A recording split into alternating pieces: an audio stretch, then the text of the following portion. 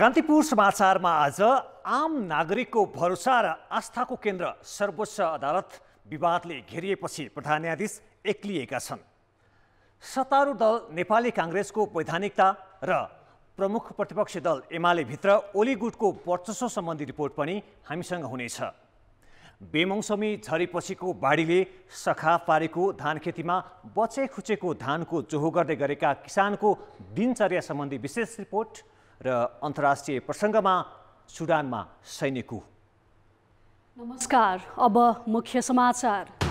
प्रधान न्यायाधीशले बोलाएको फुलकोट बहिष्कार गरेका न्यायाधीशहरू इजलासमा समेत बसेनन्। जबरामाथि राजीनामा दिन चौतर्फी दबाव।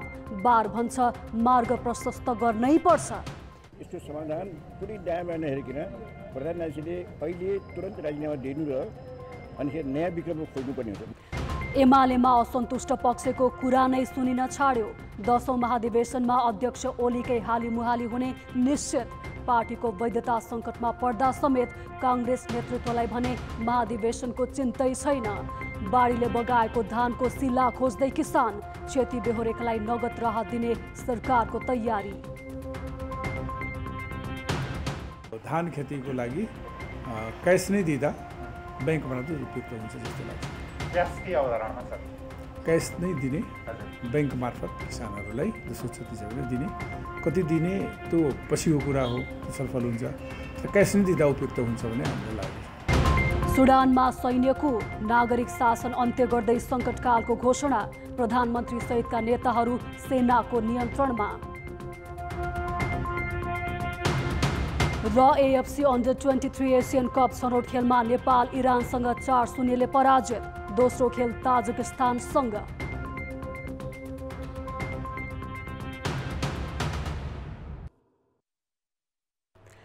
प्रधान न्यायाधीश चोलेन्द्र शमशेर जबराले तोकेको आजको इजलास सर्वोच्च अदालतमा न्यायाधीशहरूले बहिष्कार गरेका छन्। उनीहरू नगएपछि प्रधान न्यायाधीशले बोलाएको फुलकोट समेत बस्न सकेन। प्रधान न्यायाधीशहरूको भूमिकामाथि चौतर्फी प्रश्न उठेपछि न्यायाधीशहरू इजलासमा नबसी आगामी रणनीति बनाउने छलफलमा जुटेका हुन्। 13 जना न्यायाधीशहरूले बिहान 11 बजेदेखि 2 बजेसम्म आन्तरिक छलफल गरेका थिए। प्रधान न्यायाधीशका कारण न्यायपालिकामाथि प्रश्न उठ्न थालेको भन्दै यो विषयमा भोलि उनैसँग जवाफ माग्ने निर्णयमा न्यायाधीशहरू पुगेका छन्। आवश्यकता परे मार्ग प्रशस्त गर्ने सम्मको विषय छलफलमा उठेको स्रोतले जनाएको छ। त्यस्तै आजका लागि बोलाइएको फुलकोटको बैठक पनि न्यायाधीशहरूले बहिष्कार गरेका छन्। फुलकोट बोलाएकै समयमा न्यायाधीशहरू आन्तरिक छलफलमा जुटेका कारण बैठक हुन नसकेको सर्वोच्च प्रशासनले बताएको छ। प्रधान न्यायाधीशको भूमिकाबारे धारणा बनाउन आजै बसेको कानुन व्यवसायीको छाता सङ्गठन नेपाल बारको बैठकले पनि उनले मार्ग प्रशस्त गर्नुपर्ने निष्कर्ष निकालेको छ।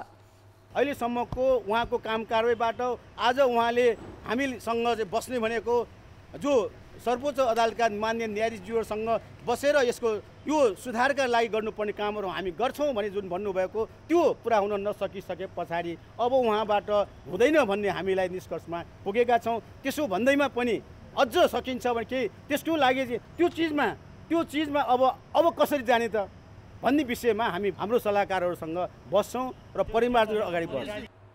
सर्वोच्च अदालत बार एसोसिएसनले भने न्याय सम्पादनमा गम्भीर असर परेको भन्दै प्रधान न्यायाधीशले राजीनामा दिनुपर्ने निष्कर्ष निकालेको छ। जबरा न्यायालयको नेतृत्व गर्न असफल भएको सर्वोच्च बारको ठहर छ। प्रधान न्यायाधीश जबराले हिजो बारका पदाधिकारीसँग भेटेपछि भागबण्डामा सामेल भएको भन्ने आफूमाथिको आरोप र पेशी प्रणालीमा सुधार गर्ने विषयमा छलफल गर्न आजका लागि फुलकोटको बैठक बोलाएका थिए। तर परिस्थिति उनका लागि झन्झन प्रतिकूल बन्दै गएको छ। प्रधान न्यायाधीश चोलेन्द्र शमशेर जबरामाथि उठेका प्रश्नले अहिले न्यायालयको विवाद उत्कर्षमा छ। सत्ता भागबण्डामा सामेल भएको र पेशी प्रणाली सुधारमा उपेक्षा गरेको आरोपले त प्रधान न्यायाधीशमाथि नैतिकताका आधारमा राजीनामा दिनुपर्ने माग न्याय क्षेत्रबाटै भइरहेको छ। अन्यथा महाभियोगको विकल्पमा जानुपर्ने आवाज उठिरहँदा राजनीतिक दलहरू भने मौन छन्। आखिर प्रधान न्यायाधीश जबरा किन एक्लिने स्थिति आयो त? सर्वोच्च अदालत भित्रको विवाद यति बेला छताछुल्ल छ। चोलेन्द्र शमशेर जबरा आफ्नै सहकर्मी न्यायाधीशसँग एक्लिएका मात्र छैनन्, नैतिक सङ्कटमा परेका छन्। 2075 पुस 18 गते न्यायालयको नेतृत्व सम्हालेदेखि नै उनी विवादमा तानिएका हुन्। राजनैतिक शक्ति आर्जनको अभ्यास गर्दै मन्त्री परिषद विस्तारमा भाग खोजेको आरोप लागेपछि त प्रधान न्यायाधीश जबरा चौतर्फी घेराबन्दीमा परे। प्रधान न्यायाधीश विरुद्ध सर्वोच्चका पूर्व न्यायाधीशहरू मात्र होइन, बालवाला न्यायाधीश पनि मैदानमा उत्रिएका छन्। संवैधानिक परिषदमा भाग खोज्नेदेखि भ्रष्टाचार र जघन्य अपराधसम्मका मुद्दामा विवादित निर्णय इजलास गठनमा मनोमानी, अदालतभित्रको अनियमितता नियन्त्रण गर्नुको सट्टा आफै कारक बन्ने जस्ता प्रकरणले न्यायिक नेतृत्वमाथिको विवाद उत्कर्षमा पुगेको देखिन्छ। न्यायालयको गरिमा जोगाउन प्रधान न्यायाधीशको राजीनामा वा बहिर्गमन मात्रै विकल्प भएको ठहर न्याय क्षेत्रबाटै भइरहेको छ। राजीनामा गर्नु साह्रै राम्रो हो, त्यो विकल्प पनि उहाँको लागि नि, उहाँको लागि पनि, न्यायपालिकाको लागि पनि। खास गरी न्यायपालिकाको लागि उहाँको भन्दा पनि म के भन्छु, न्यायपालिकाको लागि त्यो उत्तम हो। जति अहिलेसम्म उहाँले आफ्नो सम्मान कमाउनु भयो त्यसलाई अब बचाउनुपट्टि लागौँ, त्यसलाई बिगार्नेपट्टि नलागौँ। यसको उत्तम उपाय यो राजनीति होइन। आत्मालोचना गर्नको लागि माफी माग्नको लागि यो राजनीति होइन, यो पोलिटिक्स। बिग्रेपछि त बिग्रियो। डक्टरले सर्जनले लापरवाही गरेर बिरामीको अपरेसन गर्ने, बिरामी मर्ने, माफी माग्ने, यो त्यस्तो हो राजीनामा, अरू उपाय छैन। मुख्य व्यक्ति नै हो हुँदैन, त्यसैले तुरन्त यस्तो समाधान कुनै न्यायमा नहेरिकन प्रधान न्यायाधीशले अहिले तुरन्त राजीनामा दिनु र अनि नयाँ विकल्प खोज्नुपर्ने हुन्छ। उहाँ अब यति बदनाम भइसक्नु भएको छ कि अब उहाँको नेतृत्व रहन्जेलसम्म, उहाँको नेतृत्वमा सर्वोच्च अदालत रहेसम्म अदालत अधोगतितिरै लाग्ने हो। त्यस कारणले उहाँलाई साँच्चैकै न्यायपालिकाको माया छ भने उहाँले अब तत्काल राजीनामा दिनुपर्छ, त्यसको अर्को विकल्प छैन। प्रधान न्यायाधीशका गतिविधिले न्याय क्षेत्रमै विचलन आएको भन्दै राजीनामाका लागि दबाब बढिरहँदा सत्ता पक्ष र प्रतिपक्षमा रहेका दलहरू भने महुन्छन्। संवैधानिक परिषदबाट नियुक्त हुने पदाधिकारीलाई हटाउन सक्ने संवैधानिक अधिकार संसदसँग भए पनि यो घटनामा दलहरूको मौनता आश्चर्यजनक छ। राजनीतिज्ञहरू, राजनीतिक दल चोखा छैनन्, फेरि ती पनि चोखा छैनन्। आज हेर्नुहोस् त, यत्रो इस्यु छ, सत्तापक्षले केही बोल्नुपर्ने होइन। सत्तापक्ष जो छ नि उसलाई त्यो नबोल्दा के गर्ने आशंका लाग्यो, के अनुमान एउटा गर्न मनासिब देखियो भन्दा कि यसले पक्कै पनि केही लाभ लिएको रहेछ, उहाँबाट लाभ लिएको रहेछ। त्यस्तै प्रतिपक्ष नि केही बोल्दैन, राजनीतिक कर्मीहरू केही बोलि नै रहेका छैनन्। बोल्नुपर्ने हो नि, जे बोल्ने हो बोल्न त्यो ढिलो भइसक्यो। अहिले न्यायालयमा देखा परिरहेको विवाद दलीय स्वार्थ हावी हुने र विवादास्पद छवि भएका व्यक्तिलाई नेतृत्व सुम्पने जस्ता कारणको परिणाम हो। तर दलीय हस्तक्षेप बढ्दै जाँदा न्यायालयको साख र जनविश्वास गुमिरहेको छ भन्नेमा राजनीतिक नेतृत्व सचेत नहुनु दुर्भाग्यपूर्ण छ। कान्तिपुर समाचारका लागि क्यामेरामा विकास जोशीका साथ बाबुराम तिमिल सिन्हा, काठमाडौँ। कानुनी न्यायका लागि याचना गर्ने अन्तिम ठाउँ हो सर्वोच्च अदालत। सोमबार प्रधान न्यायाधीशले 6वटा संयुक्त र एउटा एकल इजलास तोकेका थिए, तर न्यायिक नेतृत्वको विवादले सर्वोच्च अदालतमा एउटा पनि इजलास बसेन। न्याय खोज्न सर्वोच्चको ढोकासम्म पुगेका सेवाग्राही न्यायमूर्तिका आफ्नै समस्या सुनेर फर्किए।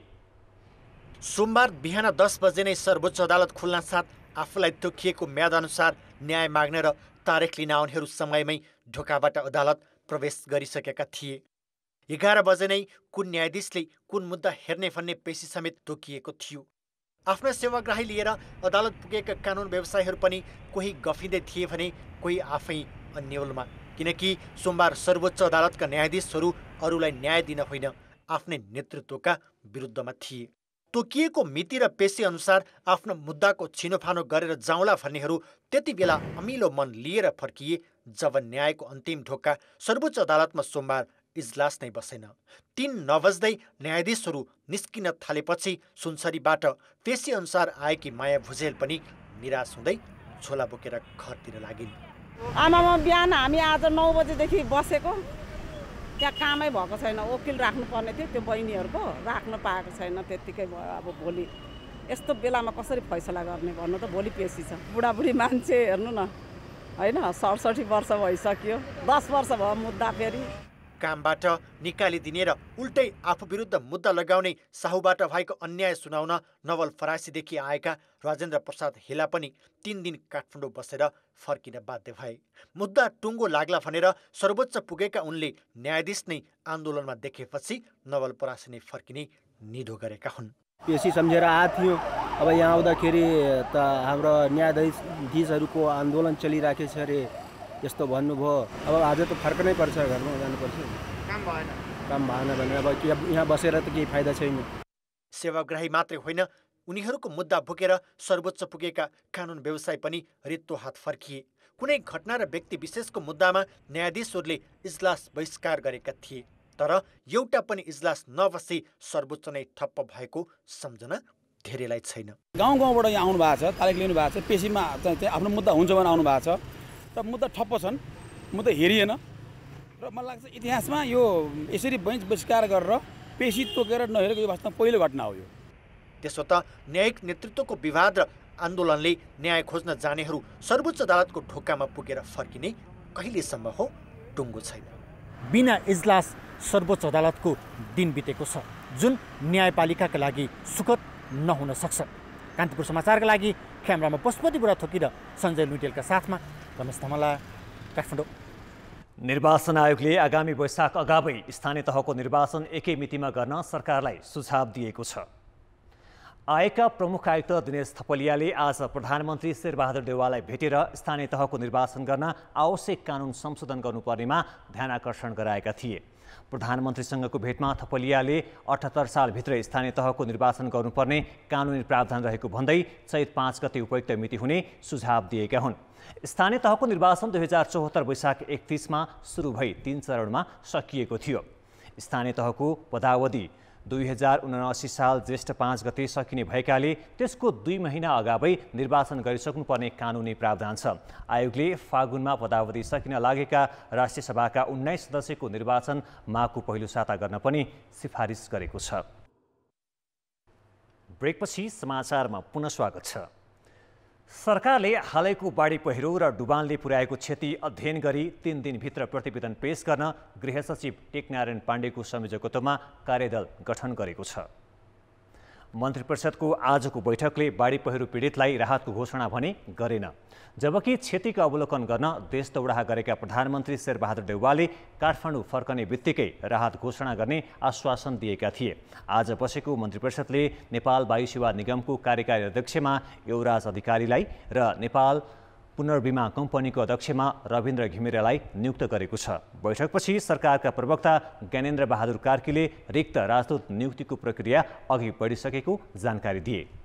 मुलुकको प्रतिनिधित्व गर्ने राजदूतहरू विभिन्न देशमा अहिले खाली अवस्थामा रहेको छ र यी राजदूतहरूको नियुक्ति प्रक्रिया चाँडै नै भएको जानकारी म तपाईहरुलाई गराउनेछु। प्रवक्ता कार्कीले जलवायु परिवर्तन सम्बन्धी संयुक्त राष्ट्रसङ्घीय सम्मेलनमा भाग लिन प्रधानमन्त्री देउवाको नेतृत्वमा नेपाली प्रतिनिधि मण्डल जाने जानकारी दिए। प्रमुख प्रतिपक्ष नेकपा एमाले 10औं महाधिवेशनको वडा स्तरीय नतिजामा अध्यक्ष केपी शर्मा ओली पक्षको एक लौटी देखिएको छ। नेकपा भङ्ग र पार्टी विभाजनपछि चुलिएको असन्तुष्टिलाई सम्बोधन नगरी महाधिवेशनमा होमिएको एमालेमा अब असन्तुष्ट पक्षले सशक्त उपस्थिति जनाउन कठिन छ। तैपनि वडा अधिवेशनदेखि नै पार्टी कब्जा गरेको भन्दै उठेका असन्तुष्टिका स्वरले भने एमालेको महाधिवेशन विवादरहित बन्ने देखिँदैन। नेकपा एमाले शनिबार मुलुकभरका 6000 भन्दा बढी वडामा सर्वसम्मत नेतृत्व चयन गर्यो। अध्यक्ष केपी शर्मा ओलीको निर्देशनमा भएको वडा अधिवेशन देख्दा लोकतान्त्रिक तर उनकै पक्षको एकलौटी जस्तै भएको छ। पार्टी एकताका लागि गरिएको 10 बुँदे सहमति कार्यान्वयन हुनुपर्ने माग गर्दै आएको उपाध्यक्ष भीम रावल, अष्टलक्ष्मी साक्य र उपमहासचिव घनश्याम भुषाल सहितको समूहको दरिलो उपस्थिति कतै देखिएन। यसले अब एमालेमा अध्यक्ष ओलीले जे चाहन्छन् त्यो मात्रै हुने र उनकै समूहको हाली मुहाली हुने सङ्केत देखिएको छ। नेकपा एमालेमा वर्तमान अध्यक्षकै परिस्थिति सबल देखिन्छ। राष्ट्रिय महाधिवेशनमा अब उम्मेदवारी दिन सकिन्छ, प्रतिस्पर्धा गर्न सकिन्छ, सबैको जोसुकैको महाधिवेशन प्रतिनिधिको अधिकार पनि हो। तर पनि सबल स्थिति र आवश्यकता चाहिँ अहिलेको अध्यक्षले नै फेरि उम्मेदवारी दिनुभयो भने उहाँले नै नेतृत्व गर्नुपर्छ भन्ने वातावरण बन्दैछ। अध्यक्ष ओलीको ध्यान अहिले एमाले विभाजनको असर कतै छैन, मेरै कारणले सबै ठिक छ भन्ने देखाउनेमा केन्द्रित छ। 10 बुँदे सहमतिलाई पनि उनले आफू अनुकूल व्याख्या गरेर पार्टीमा स्वीकार्य बनाइसकेका छन्। आन्तरिक विवादमा अन्तिम अवस्थामा पार्टीमा फर्किएका 10 जना नेता पनि लाखापाखा छन्। कतिपयले अध्यक्ष ओलीको कार्यशैलीको चर्को आलोचना र विरोध गरे पनि त्यो पार लाग्ने स्थितिमा देखिन्न।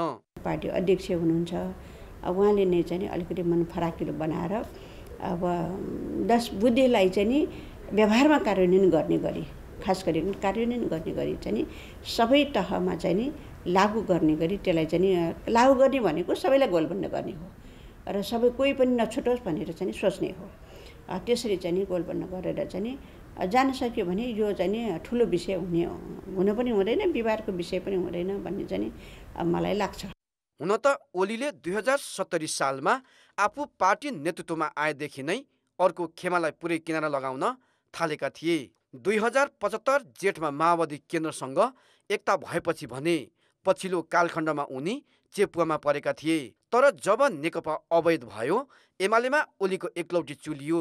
त्यही कारण अहिले पूर्व अध्यक्ष झलनाथ खनाल र पूर्व महासचिव माधव कुमार नेपालले नयाँ दल खोलिसकेका छन्। अहिले अध्यक्ष ओली यति शक्तिशाली बनेका छन् कि उनीमाथि औला उठाउनेहरू एमालेमा टिक्न समेत नसक्ने अवस्थामा छ। 10औं महाधिवेशनले त्यसैलाई संस्थागत गर्ने निश्चित जस्तै छ। कान्तिपुर समाचारका लागि हेटौडा सहकर्मी बालकृष्ण अधिकारी र क्यामेरामा विनोद कोजुका साथ दशरथ राई, काठमाडौँ। यता सत्ता नेतृत्वकर्ता नेपाली काङ्ग्रेसले भने संविधान बमोजिम वैधता गुमाउने स्थिति आउँदा पनि महाधिवेशन गर्न सक्रियता देखाएको छैन। बरु संविधान र ऐनमा राजनीतिक दल सम्बन्धी अस्पष्ट व्यवस्थाका कारण महाधिवेशन अघि बढाउन आलटाल गरिरहेको छ।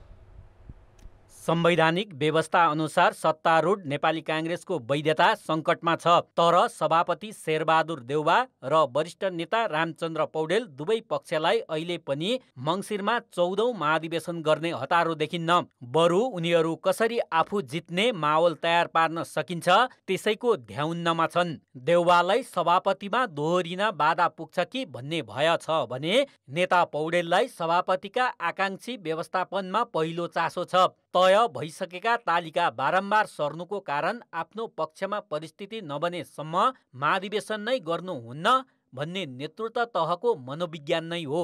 वरिष्ठ नेता पनि चुनावी प्रतिस्पर्धामा हुनुहुन्छ। एउटा पोलको एउटा ध्रुवको नेतृत्व उहाँले गर्दै हुनुहुन्छ, अर्को ध्रुवको सभापतिजी हुनुहुन्छ। उहाँहरू जोखाना के हेर्दै हुनुहुन्छ भने चाहिँ यो महाधिवेशन यो मङ्सिरमा गर्दा, मङ्सिर 9 गते गर्दा मलाई फाइदा पुग्छ कि पुग्दैन भनेर उहाँहरू आफूलाई केन्द्रमा राखेर मूल्याङ्कन गरिराख्नु भएको जस्तो मलाई चाहिँ लागेको छ।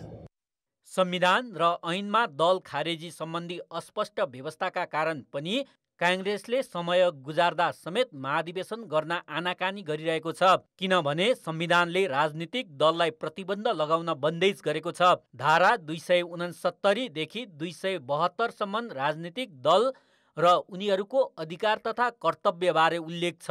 तर कार्यविधि पूरा गर्नुपर्ने व्यवस्था भए पनि दलहरूको वैधता नै अन्त्य हुन सक्ने प्रावधान छैन।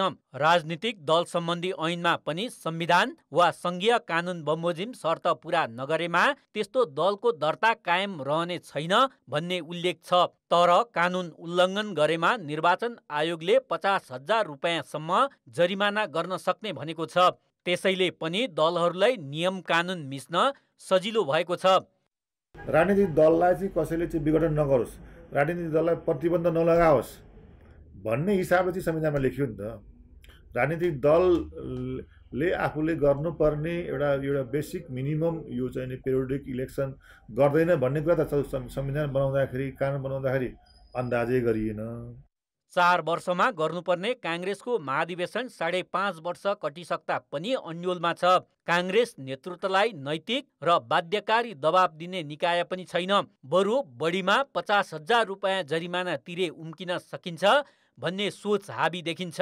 कान्तिपुर समाचारका लागि क्यामेरामा श्याम श्रेष्ठ र सञ्जय लुइटेलका साथ पर्वतराज घिमिरे, काठमाडौँ। बेमौसमको वर्षाले काटेको र काट्न बाँकी धानबाली सखाप भएपछि पश्चिम तराईका किसानको भोक निन्द्रा हराएको छ। अब के खाने भन्ने चिन्तामा रहेका किसान यति बेला बचे खुचेका धानका बाला स्याहार्दैछन्। पानीमा तैरिएको धान उठाउनु र त्यसमा काम लाग्ने बाला खोज्नु उनीहरूको बाध्यता बनेको छ। वर्षा रोकिए पनि धान खेतको पानी अझै घट्न सकेको छैन। किसानहरूले जेनतेन गरेर त्यो धानलाई उठाएर ल्याएका छन्, तर कतिपय धान कामै नलाग्ने अवस्थामा पुगेको छ। रोगले थलिएकी कैलाली चटकपुरकी 70 वर्षीया सोमती राणाको एउटा खुट्टा चल्दैन। 2 बिघा खेतमा लगाएको धान वर्षाले डुबेता उनलाई राम्ररी निन्द्रा परेको छैन। अहिले राणाको परिवार भिजेका र उम्रेका धानका बाला उठाएर फिजाइ सुकाइ गर्दैछ। न भूख लागे न नींद लागे और का कितो अब 15 कट्ठा तो 1 जौरे को भाव नुकसान, और 10 कट्ठा 1 जौरे को भाव, 3 कट्ठा 1 जौरे को, 1 बिघा पूरा बगाए लेगा धान। अब का खाए देखो तो एक तो जैसा उमर गयो। वर्षा रोकिए यता पश्चिम तराईका किसानको दैनिकी राणा परिवारको जस्तै छ। अधिकांश बाली कुहिएको छ। भिजेको धान सुकाउँदै काम लाग्ने बाला छुट्याएर धेरथोर भए पनि क्षति कम गर्ने प्रयासमा उनीहरू छन्। रुन मन लाग्छ, न भोक न प्यास लाग्छ न निन आउँछ। अब दिनभरि धान हेर्दै हिँडाउटा गर्दै फेरि अब सरकारले के दिन्छ कि भन्ने आशा छ अलिअलि। आफै ट्र्याक्टरले दबाएर यताउति गरेर ल्याए, त्यो पनि अब सुकाइराखेको छ। यस्तै छ, अब यो सबै आँक्ला निस्केछन्, सबै गनाइराखेको छ। अब रुन मन लाग्छ, अब हेरेर केही मन लाग्दैन। धानलाई पनि यस्तो देखेर पुरै कुहिसकेछ, नदीमा तालमा बगाएर लागिसकेछ। यत्रो मल हालियो, कति यसमा लगानी खर्च भयो। अब यताउता अब चिन्तै पुरा भइगयो नि। ये सब्जी जी का खाए हैं है कि ना, कछु नहीं है। अपन बच्चे लोग का खवाए हैं, भूख तलिक ना लागत है। 8 परिवार हमारे एकदम ही यहाँ परेशान है, नहीं करा जात है। आधा तिहा जाम ही गए, अब का करा जाए। चाडबाडको माहौल यतिखेर किसान परिवारमा खुसियाली हुन्थ्यो। आर्थिक अभाव हुने किसानको हातमा पनि धान बेचेको पैसा हुने हुँदा वर्षभरिको दुःख पीडा बिर्सिन्थे। तर यसपालि कुहिएको र खेतमै उम्रेको धानको थुप्रोमा काम लाग्ने बाला खोजिरहेका किसानले सरकारले राहत देला कि भनेर आश गरेर बसेका छन्। कान्तिपुर समाचारका लागि क्यामेरामा सुदीप थापाका साथमा कपिल वस्तुबाट मनोज पौडेल र टेकराज जोशी, धनगढी, कैलाली। बेमौसमी वर्षाले बाली गुमाएका कृषकहरूलाई राहत दिने र पुनर्स्थापनाका विषयमा भोलि सबै प्रदेशका कृषि मन्त्री र कृषि सचिवको बैठक काठमाडौँमा बस्दैछ। कान्तिपुर समाचारसँग कुरा गर्दै कृषि तथा पशुपक्षी विकास मन्त्री महेन्द्र राय यादवले क्षतिको विवरण हेरी ब्याङ्क मार्फत नगद नै दिने विषयमा छलफल केन्द्रित हुने बताए। कानुनी प्रावधान सबै प्रदेशका मन्त्री र सचिवको राय आएपछि उचित निर्णय लिइनेछ। किसानहरूले कोही बटैया खेती गरेको छ भने उसलाई कसरी राहत पुर्याउने, होइन, जो गरिब किसान छ उसलाई कसरी राहत पुर्याउने र सबै धान बाली नोक्सान भएकोलाई राहत कसरी दिन सक्ने, त्यसको यो राहतको एउटा हुनसक्छ। अन्य उसको होइन, ऋण बिना ब्याज आदि इत्यादिको सवालमा के गर्न सकिन्छ, यी सबै छलफलको विषयमा हाम्रो साझा एउटा छलफल हुन्छ, जो निष्कर्ष हुन्छ। तर यो धान खेतीको लागि क्यास नै दिँदा ब्याङ्क मार्फत उपयुक्त हुन्छ जस्तो लाग्छ। क्यासकै अवधारणा छ, क्यास नै दिने ब्याङ्क मार्फत किसानहरूलाई जसको क्षति छ भने दिने, कति दिने त्यो पछिको कुरा हो, त्यो छलफल हुन्छ। क्यास नै दिँदा उपयुक्त हुन्छ भने हामीलाई लागेको छ। मन्त्रालयका अनुसार 2,85,000 हेक्टरमा लगाएको धानमा बेमौसमी वर्षाले असर पुर्याएको छ। अहिलेसम्म सङ्कलित विवरण अनुसार 8 अर्ब 26 करोड रुपियाँको धानबालीमा क्षति पुगेको छ। पीडित किसानहरूलाई राहत सम्बोधन गर्न आलटाल गरेको भन्दै सरकारको विरोध हुँदै आएको छ।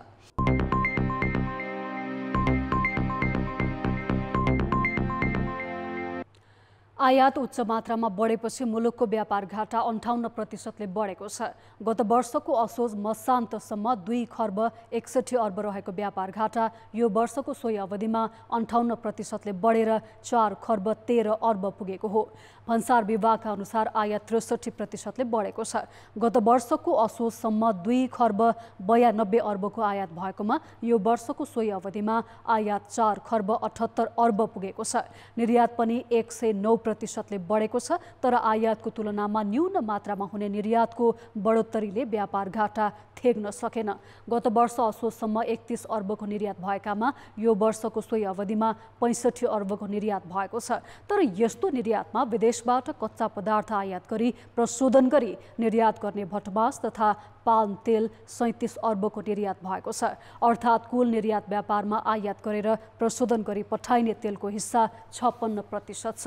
दशैं तिहार लक्षित गरेर सामानको आयात बढ्दा पनि आयातसँगै व्यापार घाटा चुलिएको हो। अब जनमतको अन्तिम परिणाम। जनमतमा हिजो हाम्रो प्रश्न थियो, राजमार्ग मर्मतमा सडक विभागको ढिला सुस्तीलाई के भन्नुहुन्छ? ए लापरवाहीको हद, बी भौगोलिक कठिनाई, र सी स्थानीयको पहल पुगेन। जनमतको अन्तिम परिणाम यस्तो छ, ए लापरवाहीको हदमा 91%, बी भौगोलिक कठिनाइमा मात्र 6% र सी स्थानीयको पहल पुगेनमा मात्र 3%। अब जनमतमा आजको प्रश्न। Public pulse. हाम्रो प्रश्न छ, बढ्दो व्यापार घाटा कम गर्न के गर्नु पर्ला? ए स्वदेशी उत्पादनमा जोड, बी लगानी योग्य वातावरण, र सी निर्यातमुखी उद्योगलाई प्रोत्साहन। जनमतको अन्तिम परिणाम भोलि साँझ 8 बजेको कान्तिपुर समाचारमा प्रसारण गर्नेछौँ। कृपया NEWS news space A, B वा C टाइप गरी 34001मा SMS गरी आफ्नो मत व्यक्त गर्नुहोला। दुग्ध विकास संस्थानका महाप्रबन्धक रुद्र पौडेल र सहमहाप्रबन्धक राजेन्द्र प्रसाद अधिकारीलाई कार्यालय प्रवेशमा रोक लगाउँदै DDCका कर्मचारी आन्दोलनमा उत्रिएका छन्। कर्मचारी 6 दिन यतादेखि आन्दोलनमा उत्रेपछि व्यवस्थापकहरू केन्द्रीय कार्यालयमा जान सकेका छैनन्। यसअघि भएका सम्झौताहरू कार्यान्वयनमा आलटाल गरेको र संस्थानमा भएका अनियमिततालाई छानबिन गर्नुको साटो व्यवस्थापनले ढाकछोप गरेको कर्मचारीको आरोप छ।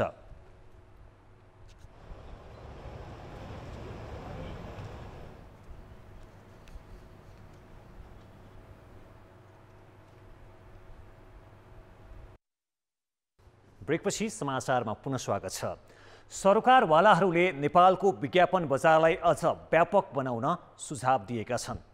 विज्ञापन दिवसका अवसरमा आज सञ्चार मन्त्रालयले आयोजना गरेको कार्यक्रममा सरकारवालाहरूले अबका विज्ञापन उपभोक्ता सचेतनाका साथै उपभोक्ता अधिकारको सम्वर्धन गर्ने किसिमका हुनुपर्ने बताएका छन्। कार्यक्रममा बोल्दै सञ्चार मन्त्री ज्ञानेन्द्र बहादुर कार्कीले आउँदै गरेको विज्ञापन आचार संहिता र क्लिन फिडको कार्यान्वयनले बजार विस्तारमा सहयोग पुग्ने विश्वास व्यक्त गर्नुभयो। सो अवसरमा उद्योगी व्यवसायहरूले स्वदेशी विज्ञापन बजारको विस्तारका लागि स्वदेशमा उद्यमशीलताको विकास हुनुपर्ने बताएका थिए। नेपालमा पछिल्लो समय डेङ्गु र स्क्रब टाइफसको बिरामीको सङ्ख्या बढ्दै गएको छ। यो वर्ष मात्र डेङ्गुका 489 र स्क्रब टाइफसका 1773 बिरामी फेला परेका छन्। पाल्पाको मिसन अस्पताल र लुम्बिनी मेडिकल कलेजमा दैनिक 3 जना स्क्रब टाइफसको समस्या लिएर पुग्ने गरेका छन्। धेरै भर्ना हुन्छन् भने कति सामान्य उपचारपछि फर्कन्छन्। पाल्पामा पछिल्लो 3 महिनामा डेङ्गुका 52 जना बिरामीको उपचार गरिएको छ। अहिले हालसालै स्क्रब टाइफस सँगसँगै 1-2 वटा फाटाफुट्टा केस डेङ्गेको पनि हामीले भेटिरहेका छौँ। स्क्रब टाइफस चाहिँ यो भूभागमा हामीले धेरै वर्ष अगाडिदेखि नै यो देखिरहेको छौँ। यसै गरी कास्कीमा डेङ्गुका 7 जना बिरामी देखिएका छन् भने 4 जना स्क्रब टाइफसका बिरामी फेला परेका छन्। सुर्खेतको प्रदेश अस्पतालमा कार्तिक यता दैनिक 16 जनासम्म डेङ्गुको समस्या लिएर पुग्ने गरेका छन्। दैनिक 5 जना भर्ना हुन्छन्। डेङ्गुका बिरामी अहिले पछिल्लो केही दिन यता यो बर्सात भएसँगै अलि वात्तै बढेको अनुभव गरिरहेका छौँ हामीले। दैनिक जसो 15-20 जनाको हाराहारीमा हाम्रो प्रदेश अस्पतालमा डायग्नोसिस भइरहेको अवस्था छ। स्वास्थ्य मन्त्रालयका अनुसार साउनदेखि अहिलेसम्म देशैभर डेङ्गुका 489 र स्क्रब टाइफसका 1773 सङ्क्रमित देखिसकेका छन्। डेङ्गुका कारण यो वर्ष कसैले पनि ज्यान गुमाएका छैनन्, तर स्क्रब टाइफसका कारण 3 महिनामा 13 जनाको मृत्यु भएको छ। यो वर्ष स्क्रबका कारण मृत्युहरू पनि छन्। पाल्पा जिल्लामै 4 जनाको मृत्यु भएको सहित हामीलाई 13 जना मृत्युको तथ्याङ्क छ देशभरिका विभिन्न जिल्लाबाट। मुसामा हुने किर्नाबाट सर्ने स्क्रब टाइफस र एडिस इजिप्टाई जातको लामखुट्टेको टकाइबाट डेङ्गु सर्छ। सरसफाइ र पानी जम्न नदिने हो भने यी रोगबाट जोगिन सकिन्छ। कान्तिपुर समाचारका लागि जिल्ला सहकर्मीहरू र क्यामेरामा पशुपति बुढाथोकीका साथ कृपाल गौतम, काठमाडौँ। अब जनताको आवाज हामीले 7 प्रदेशमा सोधेका छौँ। डेङ्गु र स्क्रब टाइफस जस्ता संक्रामक रोगबाट जोगिन कस्तो सतर्कता अपनाउनु भएको छ? जनताको आवाज बालबालिकाहरूलाई जतापाई अब फोहोर मैलामा हिँड्न नदिने र अनि उनीहरूलाई लाम्बौले लुगा लगाएर मात्र बाहिर पठाउने। घरपालुवा जनावरसँग पनि हामी डाइरेक्ट धेरै सम्पर्कमा नआउने। घर वरिपरि सफा राख्नु पर्यो, पानी जम्न दिन भएन। यिनको बाक्साहरू टायरहरूमा पानीहरू जम्न दिएको छुइनँ। घरको वरिपरि खाल्टाहरू छ भने त्यो म पुरेको छु। सुत्दाखेरि झुल टाँगेर सुत्ने, सरसफाइमा ध्यान दिने गरिरहेछौँ। घरको वरिपरि सरसफाइ गर्ने, त्यसपछि ज्यादा पानीहरू जम्न नदिने। घरको वरिपरि हैन फोहोर पानी जम्न दिनु भएन। घरमा कहीँ कतै पानी जम्न दिएको छैन। झाडीहरू छ भने उखालेर माटो गोबर मिसाएर लिपेर सफा राख्नुपर्छ। कुनै निश्चित ठाउँमा फोहोर फ्याँक्ने, समयमा घरमा सरसफाइ गर्नुपर्छ। घरको खाल्डा खुल्डीमा यदि पानी जमेका छन् भने त्यसलाई पुर्नु पर्यो। घरको अगाडि पछाडि जहाँसम्म नजर पर्यो भने फोहोर मैलालाई पहिला हटाउनुहोस्। रुपियाँहरूबाट जोगिनु पर्यो। सरकारले पनि अब यो सम्बन्धी स्वास्थ्य शिक्षाहरू प्रत्येक गाउँ सबै जनतालाई दिनु पर्यो। झुलको एकदमै धेरै राम्रोसँग प्रयोग गर्न पर्यो।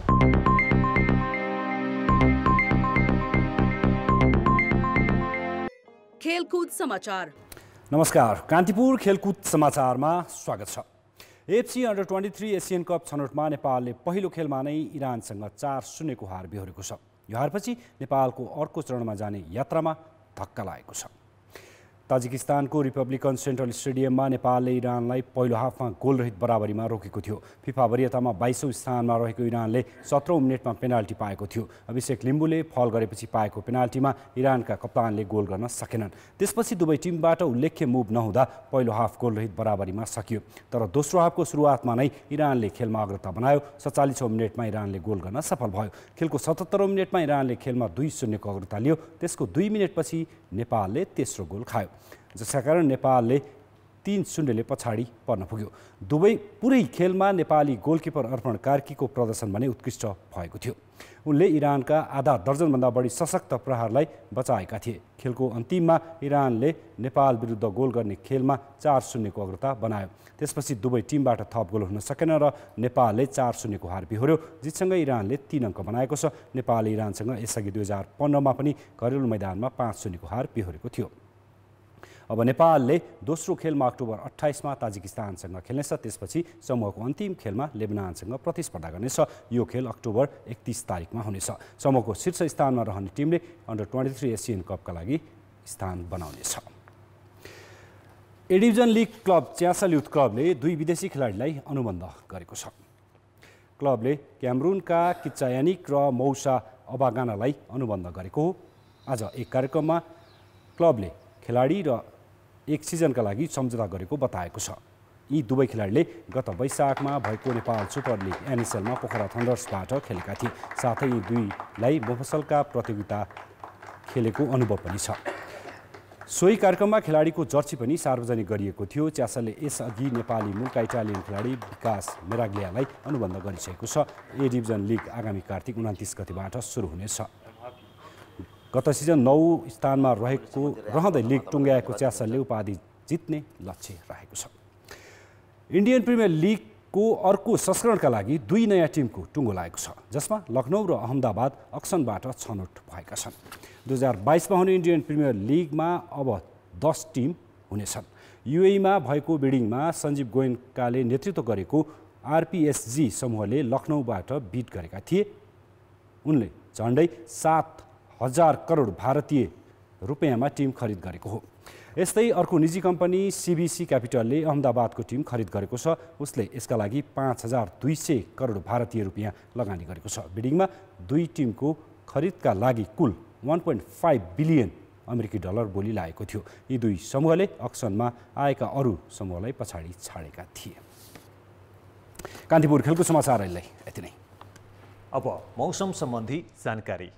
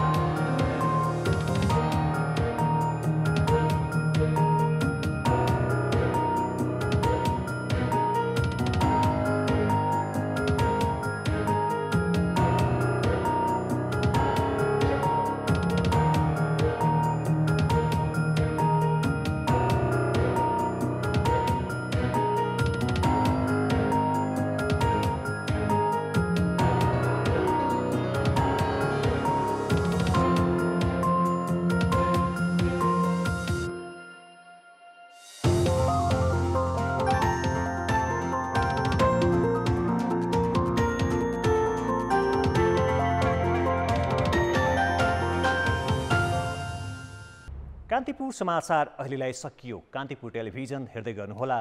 नमस्ते।